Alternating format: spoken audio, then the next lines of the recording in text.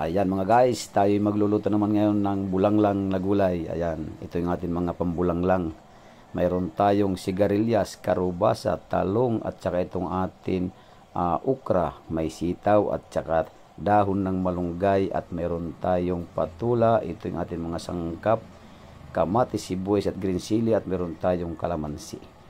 Ayan mga idol. Ngayon tingnan natin mga idol yung ating pinakukulong tubig. Ayan. So ngayon, unahin lang natin mga idol, ilagay yung ating kamatis. Marami tayong kamatis na ilalagay mga idol at medyo murang kamatis ngayon.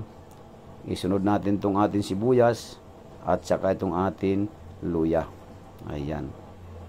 So ngayon mga idol, ang gagawin lang natin dito ay lalagyan lang natin ng kaunting durog na paminta. Masarap ang bulanglang mga idol, tapos meron tayong pritong isda. Ayan. Ngayon mga idol, lagyan din natin ng kaunting asin. Yan. Napakasarap ng bulanglang mga idol. So ngayon, tatakpan muna natin mga idol para kumulo agad. Lutong bahay lang tayo mga idol. Ayan, mga followers, magandang araw sa atin lahat. At makalipas ng ilang minuto mga idol, ito, kulo na yung atin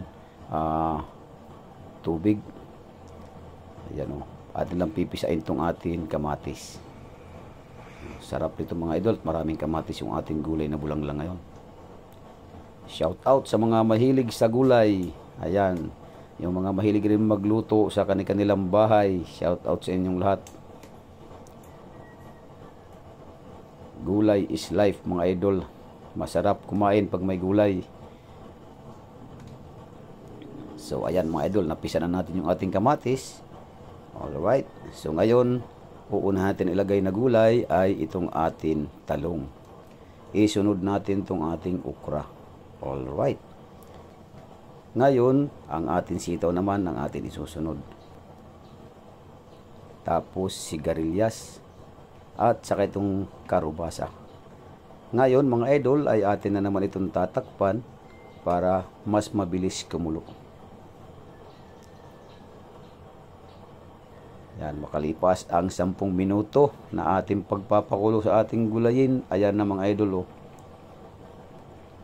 Ayan, medyo ano na yan, luto na yan mga idol. Atin lang halukayin at para maghalo-halo sila sa loob ng ating kawali. Ayan.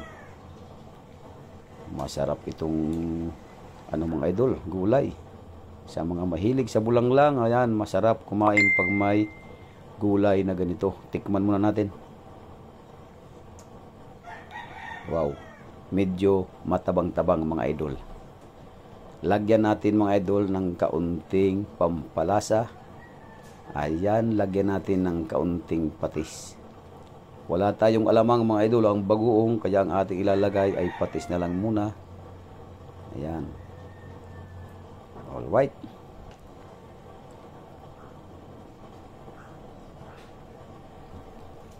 Ayan, shout out sa mga followers ko. Ayan, lagyan natin ng kaunting bitsin.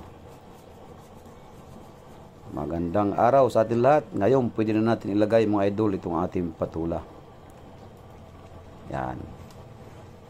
Ilagay na rin natin itong ating green chili. Atin lang hati-hatiin at para humalang. Masarap, mahalang-halang ang ating gulay. Ayan, atin lang halukayin ng kunti mga idol.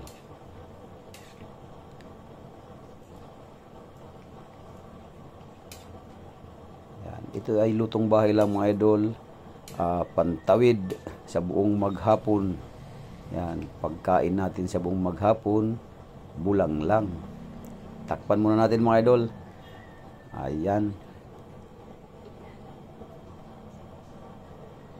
Alright mga idol.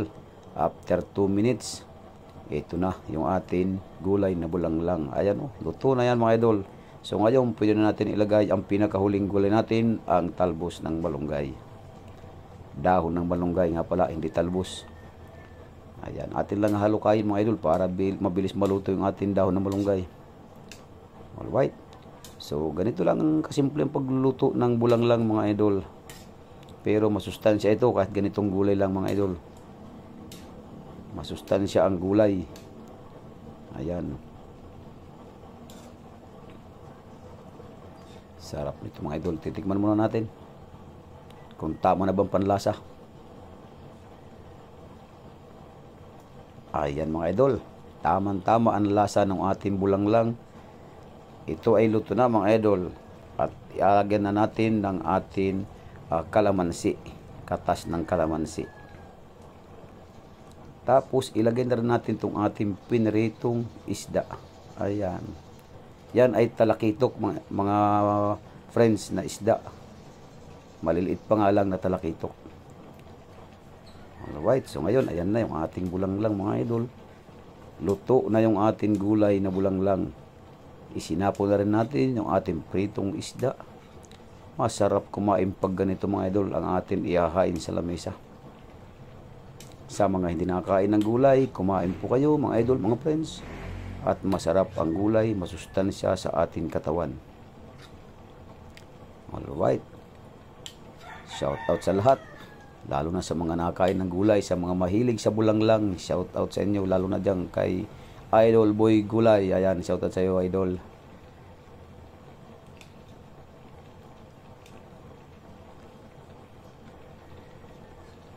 Ganun lang kasimple ang pagluluto ng bulanglang mga idol. Sarap kumain ito at mainit pa ang ating bulanglang, mainit pa ang sabaw. Ngayon titikman muna natin mga idol. Talaga napakasarap. Wow. Saktong-sakto lang mga idol. Ayan, luto na ang ating bulanglang na gulay at meron sinapaw na pritong isda. Ayan. Maraming salamat at kung nagustuhan yung video ito mga idol, mga friends, paki-share na lang, paki-like at paki-comment at kung bago ka lang sa page ko, paki-follow na rin. Maraming salamat at thank you for watching.